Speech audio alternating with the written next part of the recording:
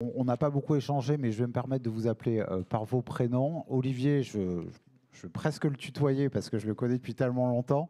Et d'ailleurs, je me tourne vers lui pour cette première question. Ça fait bien longtemps qu'à Saint-Barthélemy, ces publics, ces fameux publics atypiques sont accueillis, hein.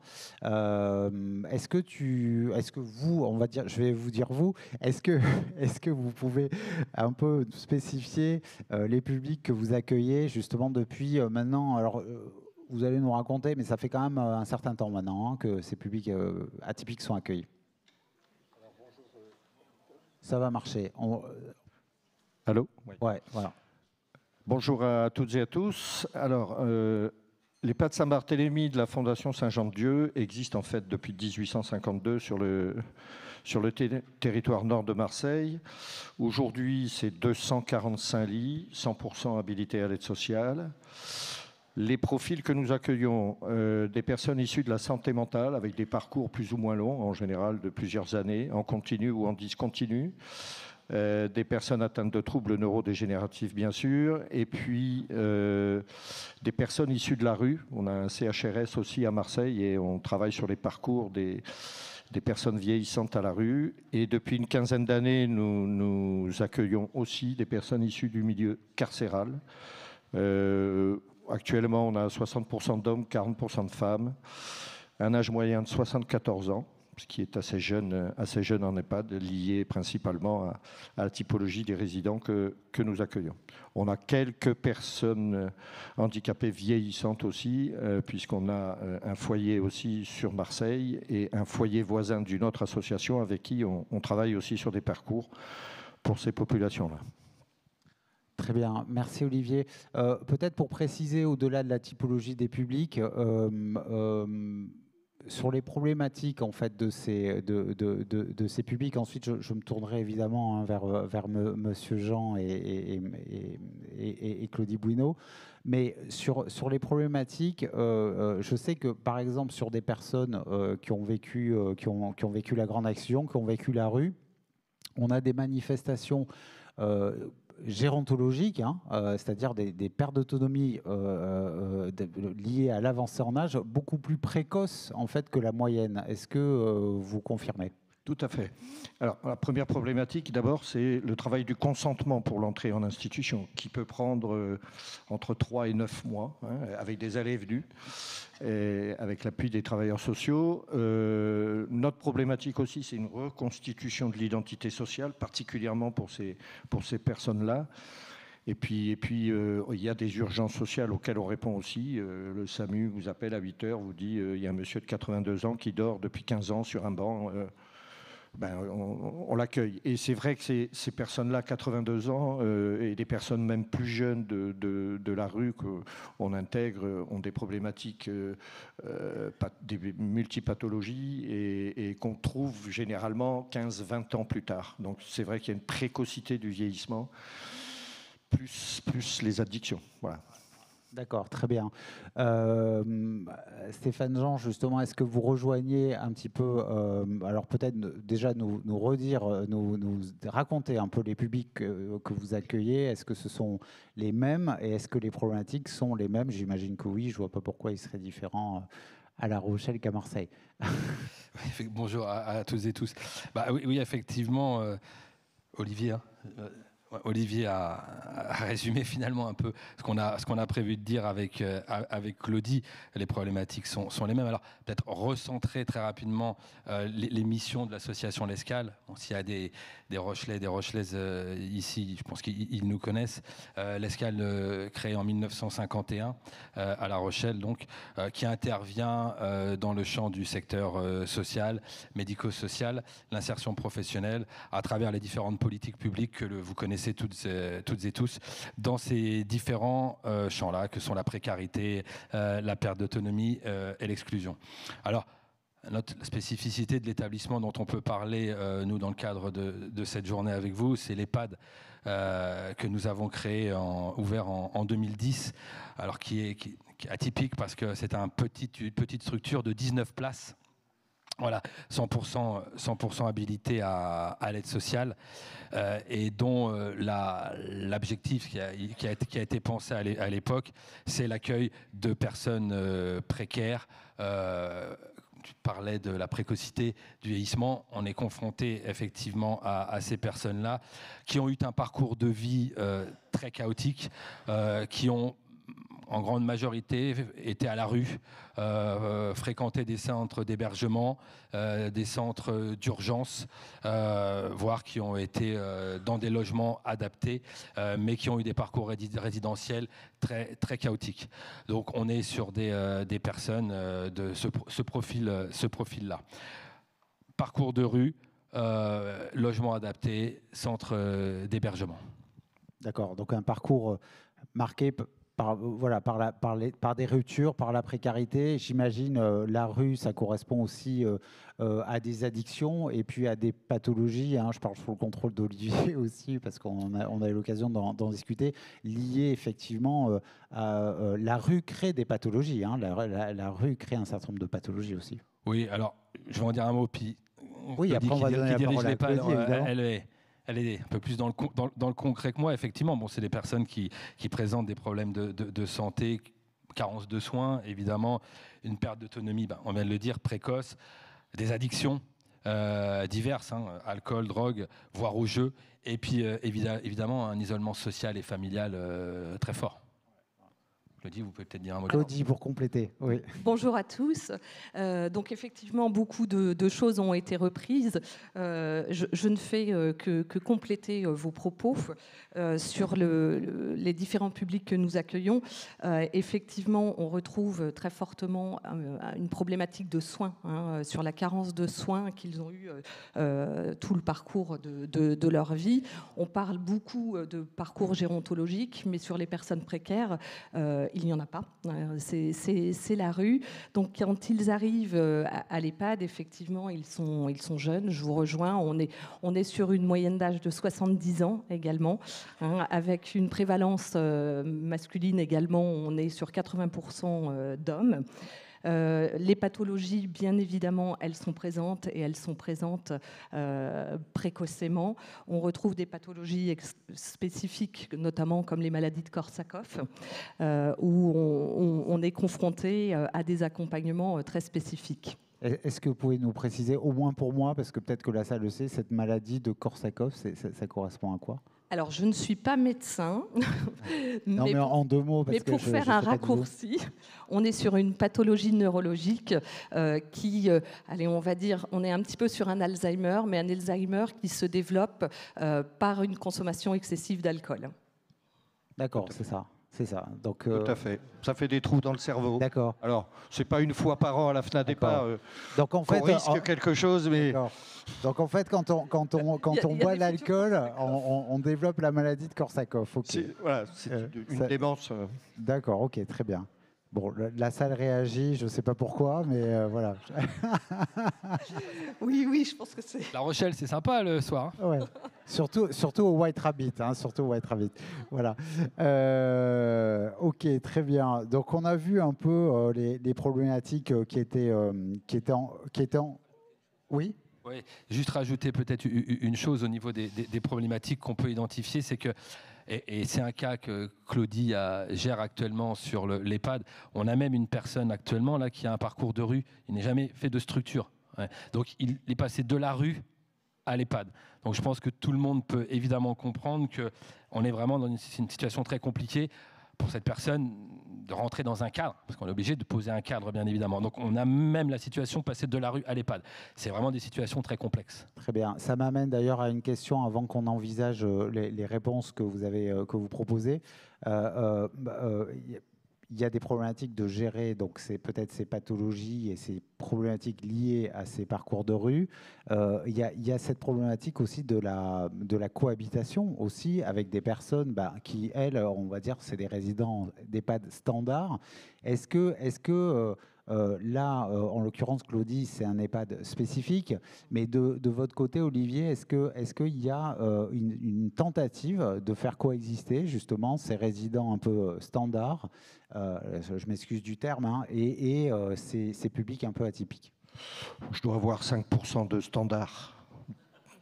D'accord. La question ne se pose pas en ces termes-là. D'accord. Ouais. Donc c'est vrai que le vivre ensemble sur 245 résidents nous a obligés à réfléchir à une organisation. On a vécu le mélange des profils et on est vite venu à une sectorisation des lieux de vie en fonction des profils et des parcours de vie. Et c'est aussi quelque chose de facilitant pour les soignants. On peut les professionnaliser sur des typologies de résidents qu'elles accompagnent et elles n'ont pas oublié. On ne donne pas la même réponse à une personne atteinte de troubles neurologiques et à une personne atteinte de troubles psychiatriques ou en addiction. Ouais, d'accord. Non, mais c'est intéressant de le savoir parce que c'est vrai que dans des EHPAD classiques, s'il y a des profils de ce type, il faut essayer de se dire, enfin, ça va être une réflexion qu'on va avoir dans la table ronde en termes d'offres aussi, parce que s'il y a ce type de public, effectivement, et qu'on est obligé chaque fois de passer par une structure un peu spécialisée, ça ne va pas arranger la vie des EHPAD classiques qui accueillent ce type de public. Alors, nous, on a inscrit dans notre projet d'établissement la liberté d'aller et venir. Donc, c'est des personnes qui gardent des habitudes de vie, qui retournent dans la rue faire la manche, qui vont voir leurs potes 2-3 jours avec leur argent de poche de la semaine ou du mois, qui se mettent minables pendant 3 jours, et puis quand ils n'ont plus d'argent, ils reviennent à l'établissement. S'il n'y a pas cette liberté d'aller et venir, il n'y aura pas d'ancrage. Et donc, ils partiront. D'accord, très bien. Alors justement, pour rebondir sur ce que nous raconte Olivier, parce qu'il a commencé à répondre un peu à cette question sur les dispositifs, on a bien compris que on était plutôt sur des structures et sur des établissements spécialisés qui visent à répondre spécifiquement aux problématiques de ces publics atypiques. Comment c'est organisé, comment s'organise justement l'EHPAD de La Rochelle pour répondre à toutes ces problématiques de ces publics? Est-ce que ça fonctionne normalement ou est-ce que, comme Olivier, ils ont le droit de sortir sans prendre une et revenir 2 jours plus tard? Alors, je vais faire l'introduction et après, pour la vie quotidienne, je laisserai Claudie répondre. En fait, on a essayé d'identifier trois leviers. C'est-à-dire que déjà, il y a un travail, un pré-diagnostic. Voilà, que mène Claudie avec les différents acteurs du monde social et médico-social pour travailler sur le profil de la personne et voilà, vérifier, selon nous, la capacité de la personne à s'inscrire dans le projet et dans le cadre qui va être proposé. C'est-à-dire que concrètement, en fait, avant qu'il y ait ce diagnostic, les personnes vous sont orientées, c'est-à-dire, voilà, il y a une structure du style, je sais pas, CHRS ou personne repérée dans la rue. Hôpital, CHRS. Hôpital, on vous appelle et là, vous faites ce fameux diagnostic. Tout à fait, CCS, voilà. Il y a ce pré-diagnostic d'acceptation, finalement, d'entrée. Donc ça, c'est un pré-diagnostic. Ensuite, Claudie organise toujours une visite du dispositif avec les acteurs sociaux, mandataires judiciaires, qui permet de faire visiter à la personne, qu'elle comprenne le fonctionnement. Et la troisième étape, si la personne adhère, bien évidemment, ça va reposer sur la qualité du travail de la directrice et de ses équipes. Voilà. Je vous laisse la parole, Claudie, pour expliquer un peu plus. Donc pour compléter cet accueil, donc effectivement en amont il y a tout un travail qui est fait avec les différents acteurs sociaux, médico-sociaux et du soin. C'est un accueil qui doit être extrêmement pédagogique parce qu'on part de loin, on part de la rue, on part d'établissements d'urgence, on part d'un mode de vie qui est quand même à l'opposé d'un mode de vie collectif parce que la rue, on est très isolé, on est seul, même si on est en bande, on est extrêmement seul. Donc il y a tout ce travail en amont qui doit être fait et la visite est un moment extrêmement important parce que nous, de notre côté établissement, on va vérifier la faisabilité et que le parcours se fasse le plus simplement possible et le plus doucement possible. Il est arrivé que je refuse des entrées parce que les personnes n'étaient pas prêtes pour attendre et faire un travail avec les acteurs sociaux pour qu'elles puissent intégrer l'EHPAD 6 mois après, qu'elles puissent y rester. Parce que le plus difficile est effectivement d'accepter une personne qui a une contrainte de venir parce que bien évidemment on recherche le consentement, mais le consentement finalement il est uniquement par une problématique de santé qui aggrave la vie à la rue. Donc il n'est plus possible qu'ils restent à la rue et ils sont confrontés à une obligation de santé. Donc ce choix est un choix éclairé, mais avec un consentement qui est quand même extrêmement difficile. Donc, une fois qu'on a fait ce travail en amont et qu'on estime que la personne est prête, on peut aussi proposer des matinées ou des journées d'intégration pour qu'elle se rende compte de ce qu'est notre établissement. Parce qu'effectivement, nous sommes un établissement de 19 places, donc petit établissement, et on va casser les codes qu'ils peuvent avoir des établissements qui sont assez grands, avec des 80 places, etc. Et finalement, quand ils viennent, ils se rendent compte qu'il y a des copains. La Rochelle, c'est petit, hein, donc des fois, les copains sont là. C'est « Ah, salut, toi, t'es là », etc. Et puis, ils se rendent compte aussi, pour ceux qui sont passés par des maisons relais ou des LHSS, que finalement, c'est pareil, qu'on est sur la même organisation, sur le même accompagnement, sur la liberté d'aller et venir également. Et l'acceptation se fait doucement. Donc voilà pour la part de l'acceptation. Et une fois que les personnes sont rentrées, que les résidents sont là, on va travailler en tout premier lieu sur l'aspect santé, sur l'aspect social, les liens sociaux et les liens aussi familiaux, parce que parfois, en fin de vie, on a envie de reprendre, ils ont envie de reprendre contact avec les familles, mais c'est un travail délicat et long qui est fait par une psychologue que nous avons. Et ces moments peuvent être extrêmement délicats, que ce soit pour les familles, pour les résidents. Donc il n'y a qu'une psychologue qui peut faire cet accompagnement. Donc on va les accompagner à tout cela, mais pour mieux les accompagner, on va travailler en partenariat avec les travailleurs sociaux qui les connaissent et on va continuer, on va avoir un fil conducteur, on va continuer à travailler ensemble, à ce qu'ils viennent et ça permet d'obtenir il y a une vraie nécessité de coordonner le médico-social et le social, hein, pour le coup. Hein. Ouais, tout à fait. Mais ce que précise Claudie est important parce que vu on a toujours une orientation sociale et les premiers temps il est important de garder ce lien parce que souvent c'est le principe même de l'accompagnement social, la confiance qui peut se créer entre un acteur social et puis du secteur social et après avec la personne accompagnée. C'est des fois très important que ce lien se poursuive les premiers temps que nous accueillons la personne à l'EHPAD. Souvent d'ailleurs c'est même nous qui leur demandons de venir parce qu'on sent bien qu'il y a un besoin d'accompagnement encore et de garder une proximité avec son orienteur. Oui, je vais juste vous donner le dernier exemple.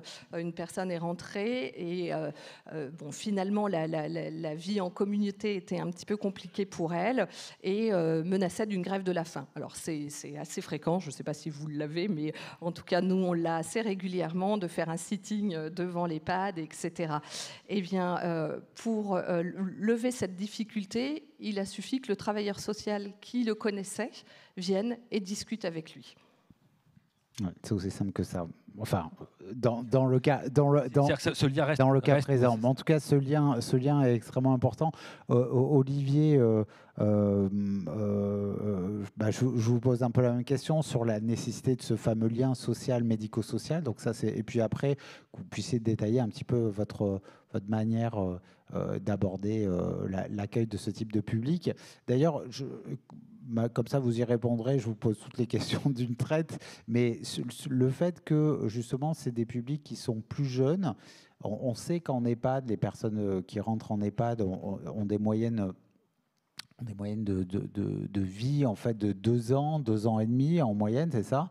Est-ce que justement, ces publics atypiques, vu qu'ils sont plus jeunes, ont tendance à vivre plus longtemps? Et est-ce que ça change l'approche, l'accompagnement de ces publics?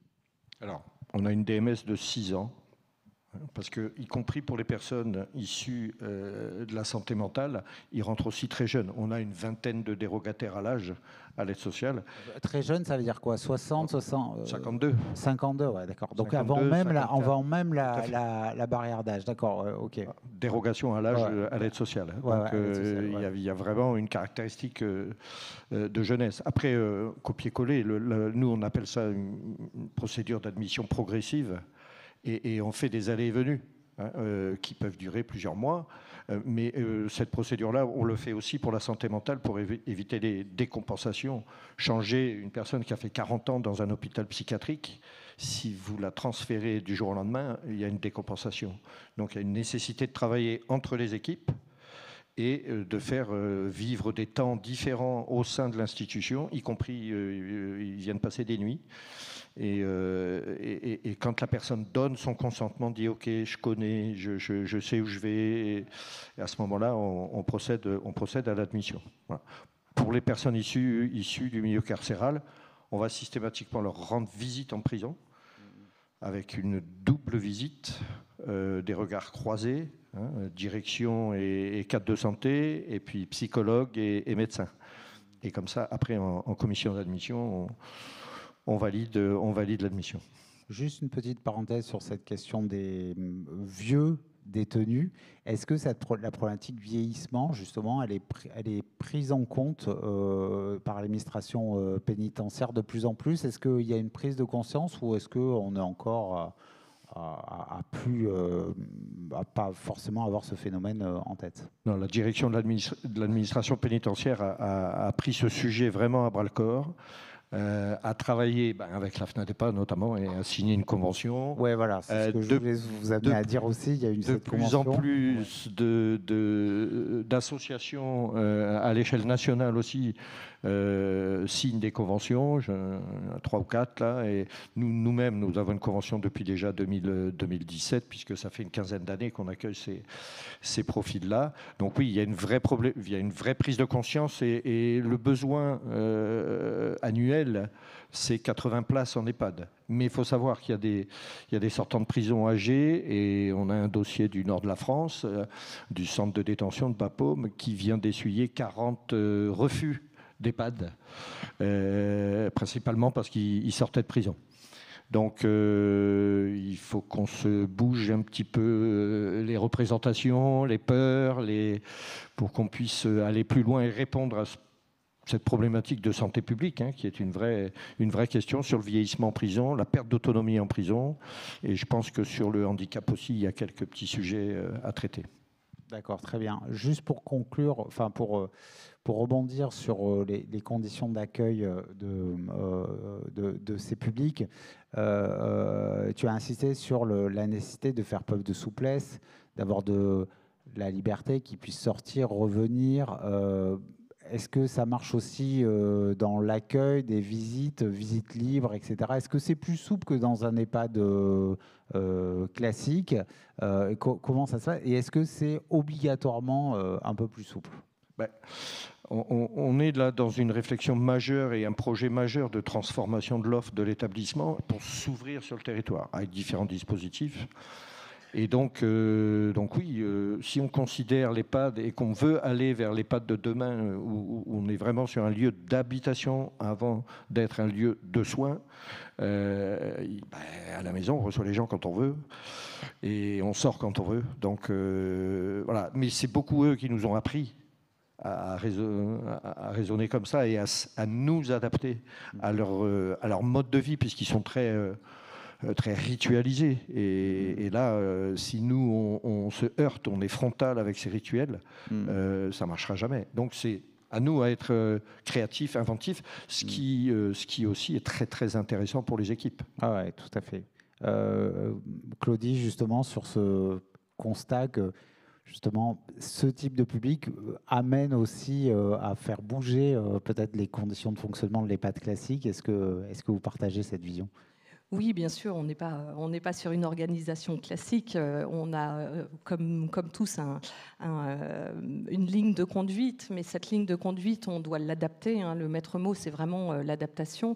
Et puis, je rebondirai aussi sur le côté, on doit s'ouvrir. Je suis tout à fait d'accord avec vous. Il faut casser les représentations et les craintes. Et le type d'établissements comme les nôtres peuvent être parfois des tremplins pour d'autres établissements, d'autres EHPAD dits un peu plus classiques.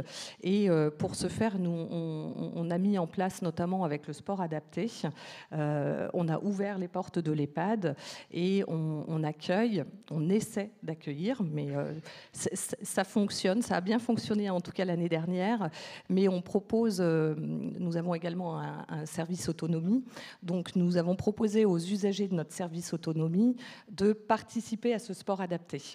Donc, on était vraiment là sur du coup l'EHPAD un peu hors les murs, où on ouvre l'EHPAD, ça permet aux usagers du domicile de voir ce qu'est un EHPAD, et ça permet de rencontrer aussi des publics de la rue et puis de casser des représentations.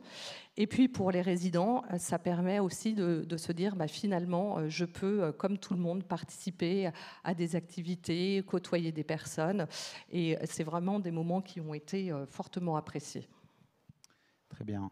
On voit bien que malgré tout, la mise en place de ce type de réponse n'est pas forcément évidente. Moi, je voulais savoir, alors je vais m'adresser d'abord à Olivier, parce que ça fait tellement longtemps que vous avez mis en place tout ça.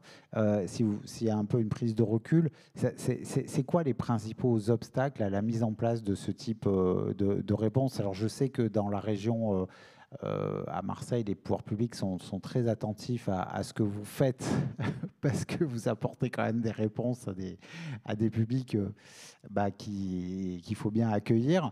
C'est quoi les principaux obstacles à la mise en place de ce type de dispositif? Puis après, on s'intéressera, pour être plus positif, aux facteurs de réussite. Alors, quand on s'inscrit dans un territoire, on va forcément s'inscrire avec des partenaires. Et je pense que notre difficulté majeure sur les personnes issues de la santé mentale, ça a été de se faire reconnaître comme un acteur en bout de chaîne du suivi de ces personnes atteintes de troubles psychiatriques. Donc ça, on a mis plusieurs années, et aujourd'hui, on a des conventions avec quasi tous les services de psychiatrie de la ville de Marseille. On fait des conventions personnalisées avec le chef de service et l'établissement, pour qu'il y ait un retour, une réhospitalisation en cas de décompensation.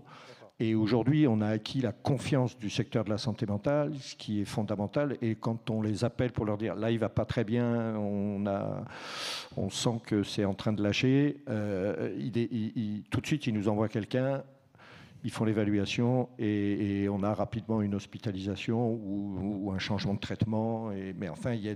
Voilà. Et je pense que le maillage avec les partenaires du sanitaire, de la santé mentale est fondamental. Idem pour les gens de la rue, parce qu'ils sont borderline sur leur comportement, donc aussi avec des suivis psychiatriques. Et donc, voilà, je pense que le maillage avec les partenaires, c'est quelque chose d'hyper important. Après,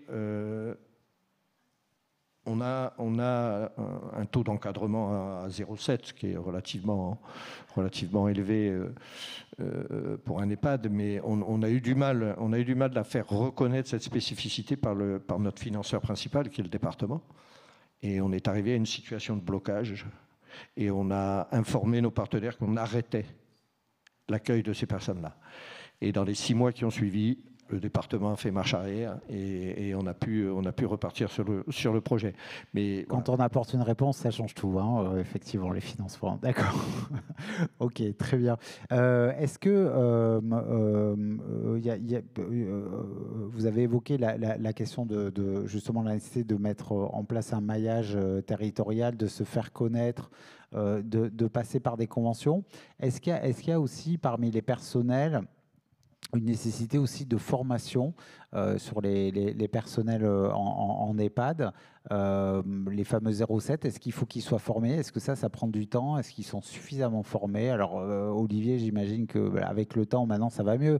Mais est-ce que ça fait partie des obstacles au début, c'est un indispensable. Alors, c'est vrai qu'on avait une tradition, nous, très, très ancienne, 1852, quand l'établissement a ouvert pour les vieillards pauvres et nécessiteux. C'est une tradition qu'on a perdurée en l'adaptant au niveau de dispositifs légaux et réglementaires d'accueil. Mais c'est quelque chose qu'on fait tous les ans. Tous les ans, de travailler sur la formation spécifique, le non médicamenteux pour les maladies neuro, la psychiatrie, la maladie mentale chez les personnes âgées, etc. Et tous les ans, oui, bien sûr, la formation est un levier essentiel. Très bien.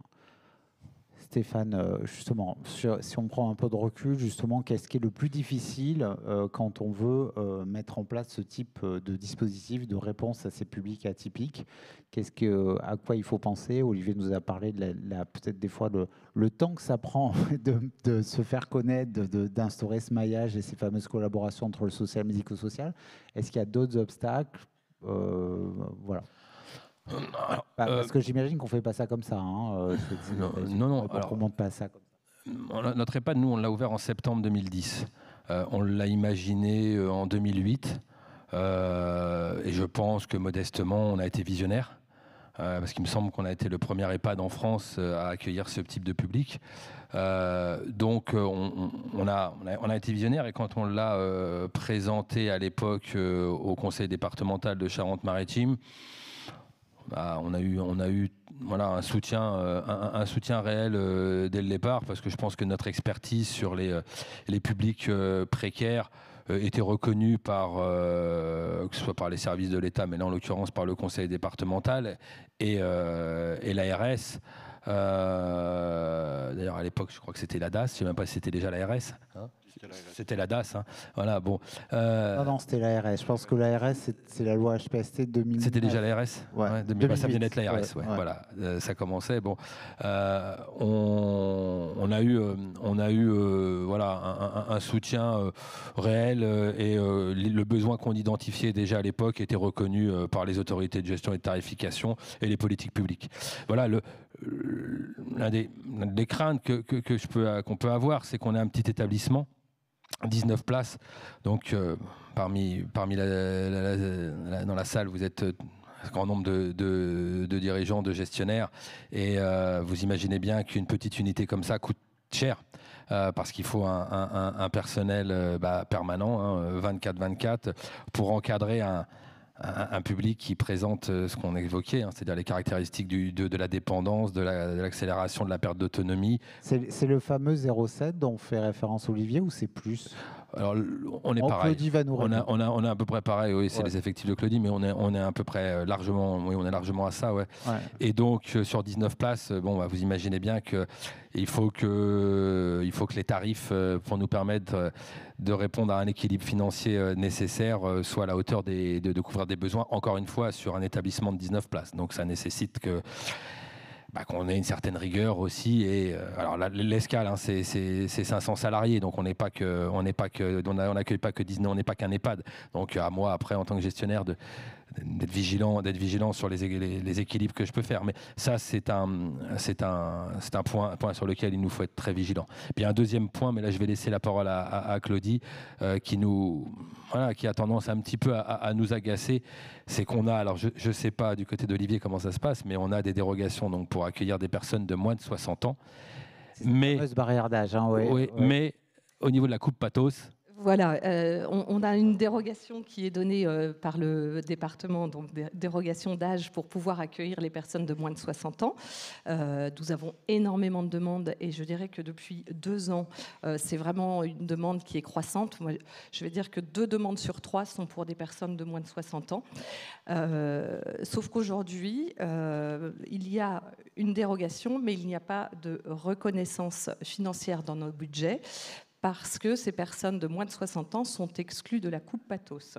Donc la coupe pathos nous permet bien évidemment d'avoir des budgets, et ce sur 5 ans si on ne demande pas de réévaluation. Donc vous pensez bien que sur un établissement de 19 places, nous avons actuellement 3 personnes de moins de 60 ans, donc nous avons un financement qui est moindre. Donc malheureusement, aujourd'hui, on est confronté, les moins de 60 ans, on ne peut pas les accueillir parce que nous n'avons pas la reconnaissance financière en face. Donc on est un petit peu dans une négociation comme vous.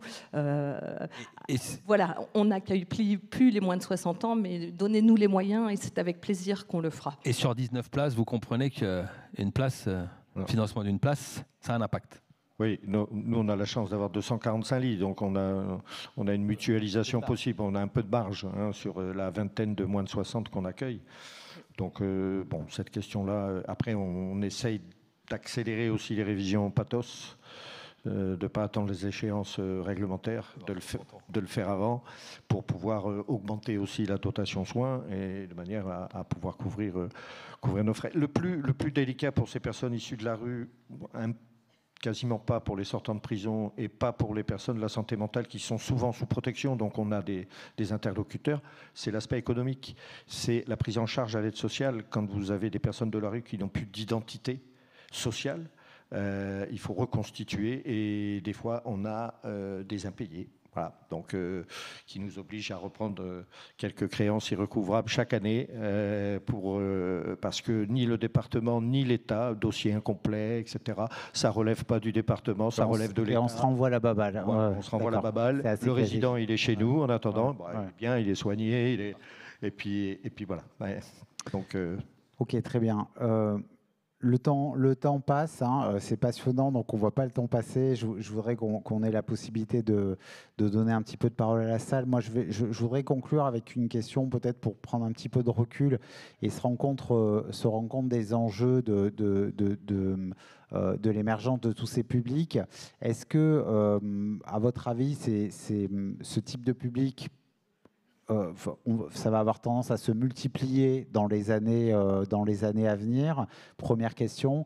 Et deuxième question, est-ce que finalement ça n'interroge pas, alors on ne va pas partir dans une analyse trop technique des politiques sociales, mais est-ce que ça ne questionne pas aussi cette espèce de cloisonnement des réponses où en fait on dit, bah voilà, là tu es précaire, mais en fait comme tu es précaire, tu ne peux pas être en perte d'autonomie âgée parce que en fait tu es dans la case précaire, ou tu es dans la case personne âgée, ou tu es dans la case personne en situation de handicap, ou tu es dans la case malade, mais tu ne peux pas cumuler. Est-ce que ça finalement ça n'interroge pas justement est-ce que ça n'oblige pas les politiques sociales à être finalement un petit peu plus transversales et à travailler un peu autour des parcours? Voilà. Donc, excusez-moi pour ces deux questions un peu globales. Vous avez 2 minutes pour répondre. On n'a pas de problème de remplissage, ça c'est certain. Donc les problèmes, que ce soit pour les problématiques de la rue ou de la santé mentale. Ouais. Et déjà sur cette question, est-ce que ces publics vont être de plus en plus nombreux, selon vous? Je pense que oui. Statistiquement, c'est évident. C'est évident. Pour quelle raison? De toute façon, on sait qu'entre 2020 et 2030, la pyramide des âges, on la connaît. Donc le vieillissement de la population, on le connaît. Et nous, je peux vous dire qu'en étant un acteur sur les Deux-Sèvres aussi, on intervient sur la Deux-Sèvres, la Charente-Maritime, mais je pense que Olivier le sait. Nous, on a d'ailleurs créé au mois de mars, avec les services de l'État en Charente-Maritime, un accueil expérimental sur notre accueil de nuit. Donc vous voyez ce que c'est qu'un accueil de nuit pour personnes, hébergement d'urgence pour des personnes à la rue, avec des 7 jours de nuitée voilà, sur 14 jours à l'année. On a tiré l'alerte depuis 2 ans auprès des services de l'État et du conseil départemental en leur disant que nous, sur nos hébergements d'urgence aujourd'hui, notamment un accueil de nuit, donc tout le monde voit la représentation d'un accueil de nuit, on a des personnes de plus de 80 ans aujourd'hui. Voilà, c'est quand même et c'est des publics aujourd'hui qu'on n'avait pas parce que c'est des publics qui tombent. Des publics à la rue, vieillissants, on en avait, mais là, c'est des publics qui tombent. C'est-à-dire que cette fameuse transition va s'appliquer à toutes sortes de publics, et notamment les publics à la rue, ou sortant de prison, etc.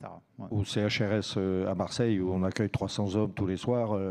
En urgence, on a des personnes qui sont là depuis 10 ans et qui ont 80 ans et plus, et qui n'ont pas de solution. Donc, c'est vraiment une vraie problématique, quoi. D'accord. Claudie, vous voulez réagir sur ça, parce que je vous voyais hocher la tête. Oui, ben c'est une vraie problématique, comme on le disait. Enfin, les chiffres parlent d'eux-mêmes. 3 millions de plus de personnes âgées en 2030 comparé à 2020. La précarité qui augmente. On est évidemment sur un effet exponentiel. Donc, il faut se préparer à l'accueil de ces personnes précaires et qui rentrent dans des nouvelles précarités, jeunes. et plus âgés aussi, parce qu'effectivement, on a des personnes de 80 ans qui arrivent sur des dispositifs d'urgence.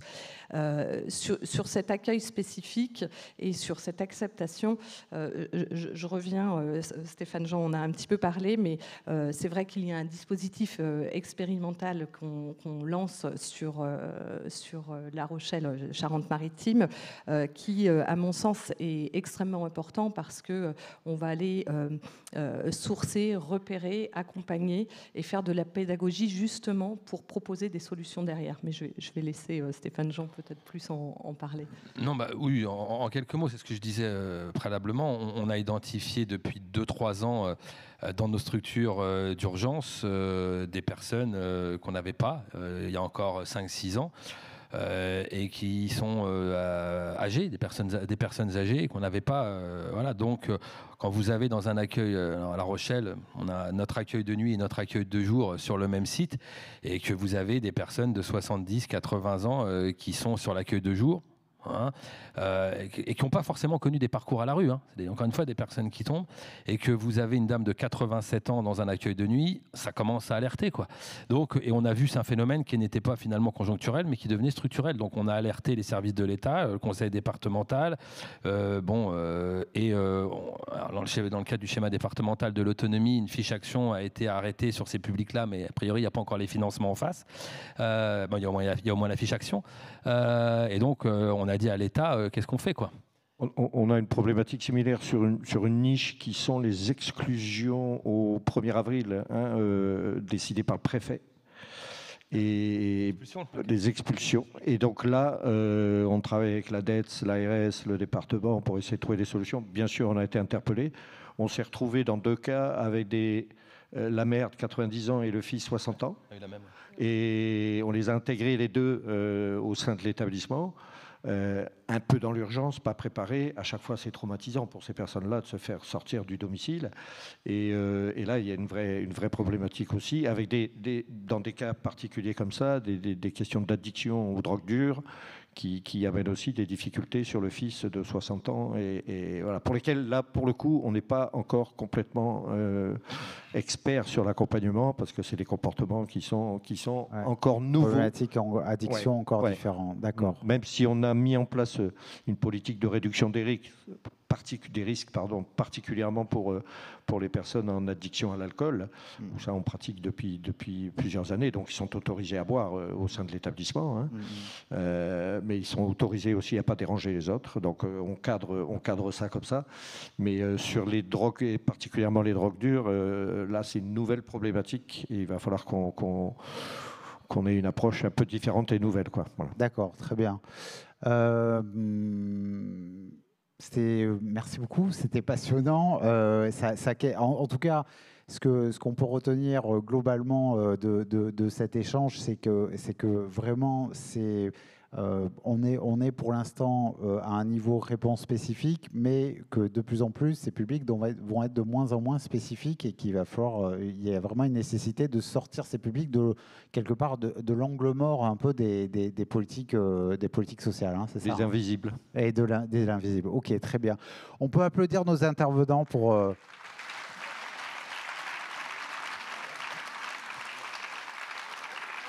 Voilà, avec les fameux dessins. Merci pour ce dessin.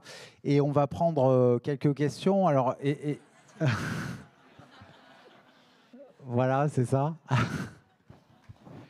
Et ben notre dessinateur est inspiré. On peut l'applaudir.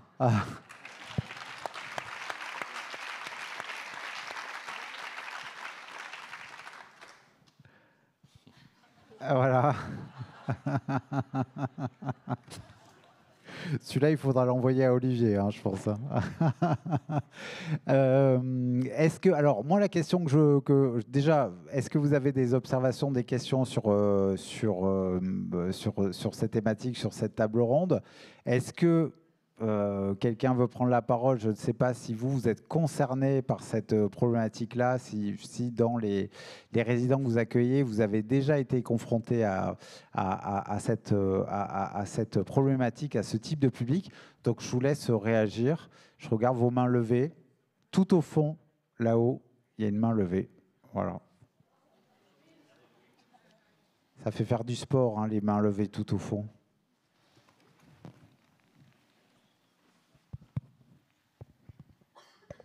Merci, bonjour. Donc, Paul Hong, je suis directeur adjoint de 6 EHPAD donc, en Saône-et-Loire et dans le Jura. On a un établissement perdu en Saône-et-Loire à Cuiseaux qui possède une unité de 10 places pour des détenus âgés qui sont en suspension de peine. Donc, le juge décide de suspendre la peine parce qu'en en prison, ils ne savent pas faire. Voilà. Nous, on est spécialistes effectivement du grand âge, hein, de la dépendance. En prison, ils n'ont pas les moyens, le personnel et les équipements nécessaires pour vraiment traiter le vieil âge.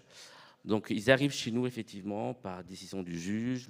Il y a un gros travail fait en amont avec le SPIP, avec les assistantes sociales. Enfin, voilà, donc,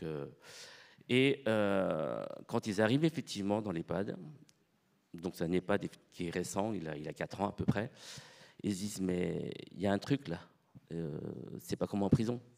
Donc effectivement, donc on l'explique, voilà, que comme vous le savez, la mesure a été suspendue en fait le temps de votre entrée en EHPAD. Et finalement, ils sont bien. Voilà, ils sont bien. Ils sont dans une unité qui n'est pas fermée. Voilà, effectivement. Nous, la direction, nous sommes les seuls au courant de ce qui s'est passé. Pourquoi ils ont été en prison. Et bien évidemment, hein, quand le projet a été lancé, il a fallu convaincre le conseil d'administration, la population, les résidents, le personnel. Ça a été long, compliqué. Et maintenant, ils sont plutôt bien intégrés. Voilà. C'était effectivement un petit partage d'expérience.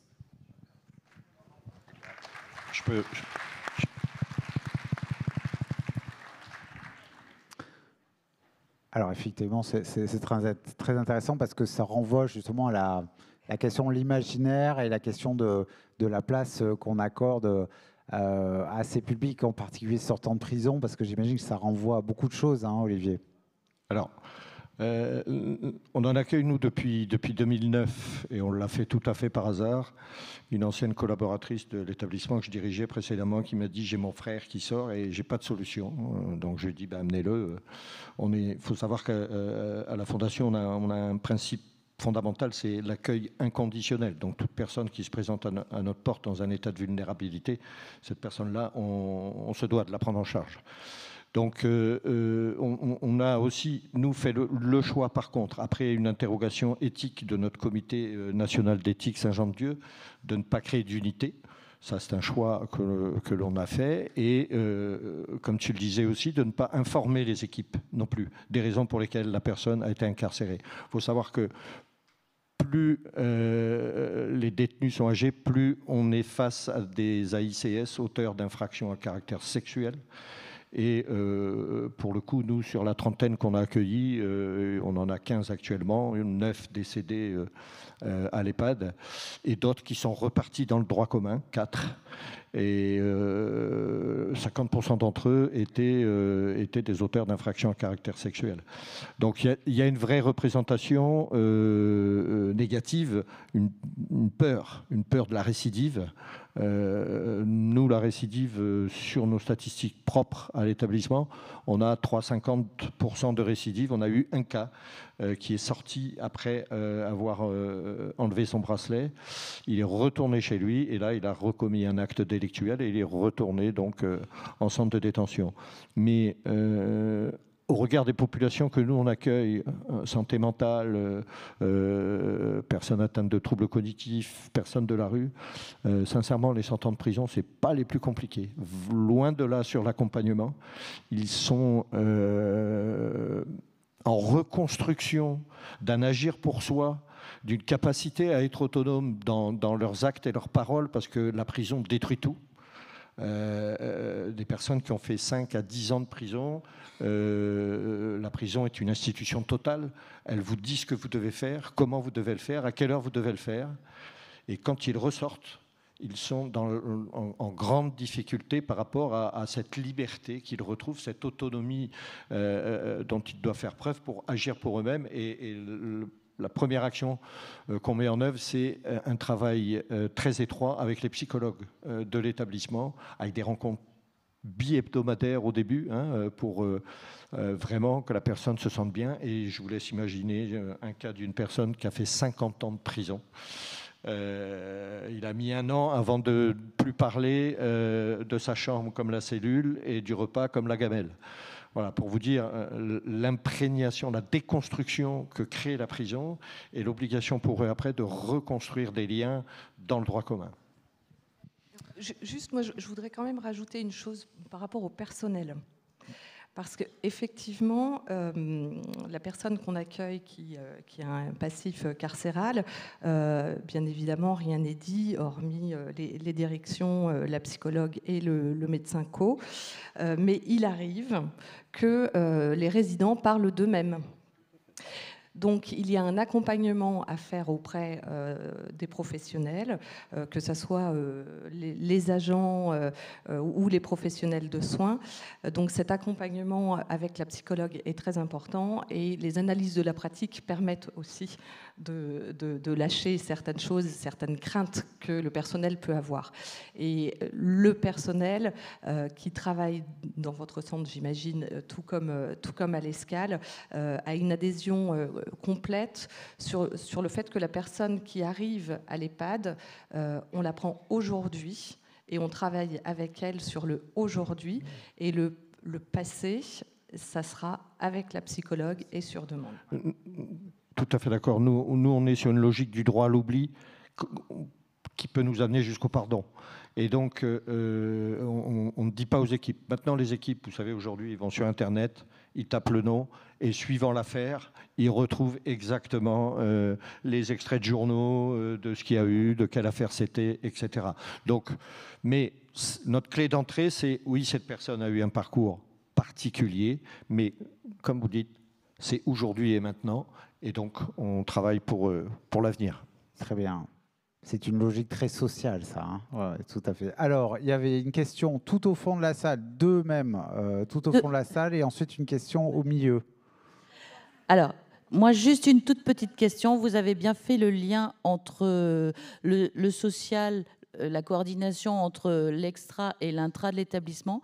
Moi, je voudrais juste savoir quelles sont les professions et les profils de professionnels que vous avez dans l'institution.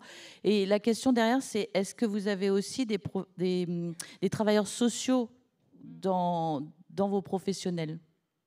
D'accord. Peut-être on va prendre une grappe de questions. Madame à côté. Bonjour. Oui. Merci beaucoup. Nous, on travaille aussi sur le territoire nazarien sur l'intégration et la fluidité de parcours, notamment avec les profils atypiques. Je rejoins tout à fait Madame sur la valorisation pathos qui n'est pas faite, donc qui peut être compliquée. Notamment, c'est des profils à l'aide sociale. Mais ma question, elle est sur une problématique qu'on n'avait pas fait attention. C'est le poids des familles sur le regard en fait, des personnes accueillies. Et quelle a été votre méthodologie pour, j'oserais dire, ouvrir ce côté esprit, rassurer toutes les personnes et même les résidents qui vivent et qui côtoient ces profils de vie atypiques? Très bien.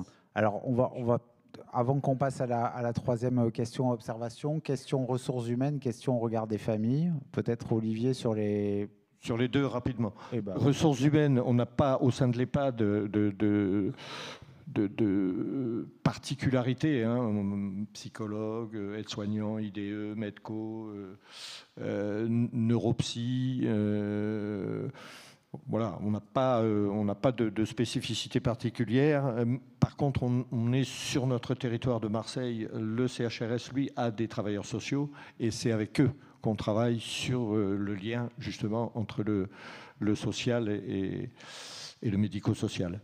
La deuxième question... Sur le regard des familles. Alors, moi je vais être un peu cash, hein, je m'excuse, mais quand vous intégrez des résidents qui n'ont pas de profil particulier, est-ce que vous en parlez au CVS? Est-ce que les familles sont interpellées ou pas? Non. Donc nous, on considère qu'on n'a pas à informer qui que ce soit de la spécificité du parcours de la personne. Donc les familles ne sont pas informées. Alors elles le seront à un moment donné. Ok.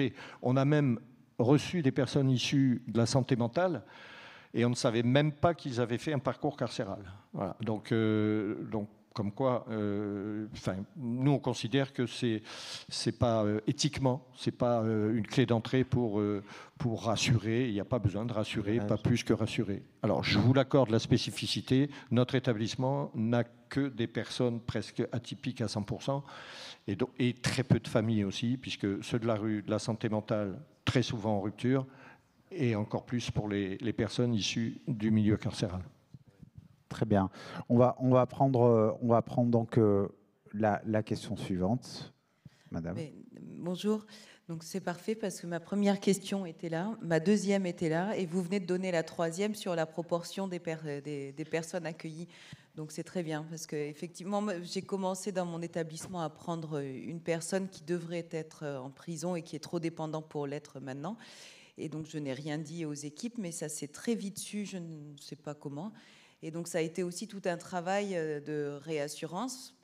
Donc pourquoi est-ce que vous ne l'avez pas dit? Donc pouvoir redire dans un sens qu'on n'est pas censé connaître le passé des personnes, et de rassurer, et rassurer aussi les résidents qui finalement, tout s'est propagé très vite à se dire que cette personne devrait être en prison, les résidents, les familles, etc. Donc ça a été aussi beaucoup tranquillisé. Et maintenant ça se passe bien, mais on en a un.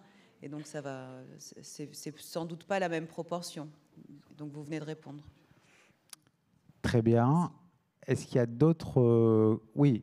Alors, monsieur, complètement à droite. Voilà.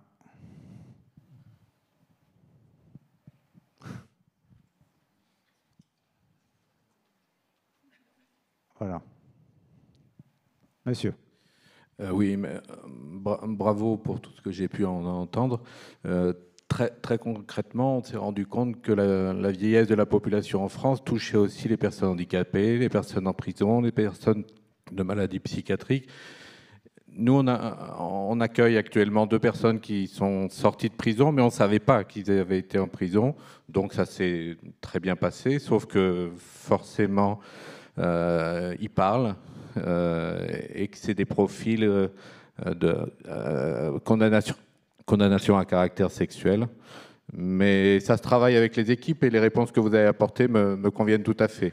Moi, je voulais aborder 2 problématiques. C'est l'accueil des personnes malades psychiquement qui sortent d'hôpitaux psychiatriques avec des moyens 2-3 fois supérieurs aux nôtres, moyens humains, et les personnes handicapées. On est à peu près sur le même prorata, c'est-à-dire qu'une personne qui toute sa vie a été handicapée et à partir de 60 ans n'est plus handicapée mais elle est vieille et qui vient en EHPAD. Et là, on est réellement en difficulté pour les accompagner comme ils ont été accompagnés toute leur vie.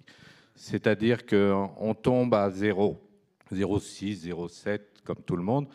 Eux, ils étaient à 1,3, 1,4 d'accompagnement, avec des éducateurs très présents, avec lesquels ils faisaient énormément d'activités. Et on s'aperçoit que chez nous, très vite, ils s'ennuient. Et si on n'a pas une attention très particulière, voilà, c'est très compliqué qu'il n'y ait pas de glissement très rapide. D'accord, très bien. Et une autre question, oui, juste. Allez-y. Mais je me suis trompé quand j'avais lu le titre, mais c'est peut-être un sujet pour le colloque de l'année prochaine. C'est levier d'insertion ou de réinsertion pour des jeunes, pour des professionnels, pour des TIG, pour des chantiers d'insertion, pour des jeunes en personne de handicap, où nous, on joue aussi ce rôle-là. Très bien. C'est une belle ouverture, effectivement, mais on ne va pas aborder cette question-là aujourd'hui. Peut-être, justement, sur cette question des taux d'encadrement, cette question aussi effectivement, de ce fameux passage où on est en secteur psychiatrique, où c'est mieux doté, avec... Ouais. et ensuite... On passe à un taux un peu plus faible. Comment est-ce qu'on fait, comment est-ce qu'on gère ces fameuses transitions? Non, mais vous disiez quelque chose d'important sur la question de la relation en fait avec les professionnels et puis les usagers, et Olivier l'a évoqué, je pense que la politique RH qu'on doit avoir dans tous nos établissements, mais a fortiori, en cela, on essaie vraiment sur des publics atypiques, c'est ce que l'on met en matière de formation, d'accompagnement, de soutien, d'analyse de la pratique, c'est tous des actions que l'on met dans nos établissements et qui favorisent le sens du travail pour les professionnels et donc d'essayer d'avoir un accueil, un accompagnement, une prise en charge de qualité. Ça, c'est une première étape. Ensuite, sur ce que vous évoquez, monsieur, on l'a identifié, bien évidemment, on l'a remonté à plusieurs reprises au conseil départemental et à la RS. Là, face à ces situations compliquées, complexes, où voilà, on a été dans des unités psychiatriques et autres. Là, j'avoue que nous, on a nos limites. On est quand même face à certaines limites pour assurer la prise en charge dans notre EHPAD. Tout à fait. Et puis qui dit votre limite, c'est aussi la limite des pouvoirs publics. Il faut aussi qu'ils arrivent à se mobiliser, à soutenir ce type de réponse aussi. Hein. Ouais. C'est ça, parce qu'il y a 2 accompagnements assez spécifiques. Il y a l'accompagnement psychique des personnes qui souffrent de pathologies psychiques qui sont souvent liées à la rue, et il y a toute la problématique d'addiction. Donc ces 2 accompagnements qui sont spécifiques. Et je pense, Olivier, dans votre établissement, vous avez parlé d'unité. À mon sens, c'est la solution. Et d'ailleurs, ça faisait partie d'un mémoire que j'avais rédigé. Il faut des petites unités pour pouvoir accompagner au mieux et au plus près, que ce soit les pathologies de l'addiction ou des pathologies psychiques. Et aujourd'hui, nous, notre EHPAD de 19 places, on est extrêmement sollicité sur ces 2 thématiques-là, qui sont difficiles à faire vivre ensemble. Donc, charge à nous, justement, d'avoir une certaine alchimie pour que la sécurité soit respectée dans l'établissement. Donc, si aujourd'hui, il y a des choses à créer, je pense qu'il faut réfléchir sur ces 2 aspects-là et soit avoir des unités très spécialisées comme vous avez aujourd'hui, ou vraiment des petits établissements qui prennent en charge le psychique ou l'addiction. Juste pour compléter, un schizophrène ou un psychotique, quand il quitte l'hôpital psychiatrique, il arrive chez nous, c'est la même personne. Il a été ritualisé pendant 10, 15, 20, 30 ans, voire 40 ans. On me rappelle d'un cas qu'on avait accueilli qui avait 40 ans d'hôpital psychiatrique. Les équipes de l'hôpital ont dit « mais ça ne marchera jamais ». Il est arrivé chez nous après cette phase d'intégration progressive et il a vécu, on le voyait rire tout le temps, ce monsieur. Il était libre, il a recréé d'autres rituels et il a même été jusqu'à sortir de l'établissement, à revenir. Donc, je dirais qu'on offre autre chose que ce que offre la santé mentale. Et donc, le taux d'encadrement là est moins impactant. Après, ce qui est très important, c'est encore une fois ce maillage et ce conventionnement avec la santé mentale. Il faut se faire identifier comme étant un acteur du bout du parcours des personnes. Et à ce moment-là, mettre en place des allées et venues avec tous ces services pour leur dire « Ok, on est là, mais quand nous, on n'en peut plus, quand nous, ça va dégénérer... » Je ne vous cache pas que j'ai fait des HDT, des hospitalisations à la demande d'un tiers, sur des violences, à un moment donné, sur les personnes issues de la santé mentale. Donc, c'est aussi des actions qu'on doit mener. Donc, pour faire tout ça, il faut qu'on soit clairement identifié sur notre territoire comme étant un acteur de la prise en charge de la santé mentale pour les personnes vieillissantes. Très bien. Écoutez, je vous remercie beaucoup. On peut applaudir une dernière fois nos intervenants.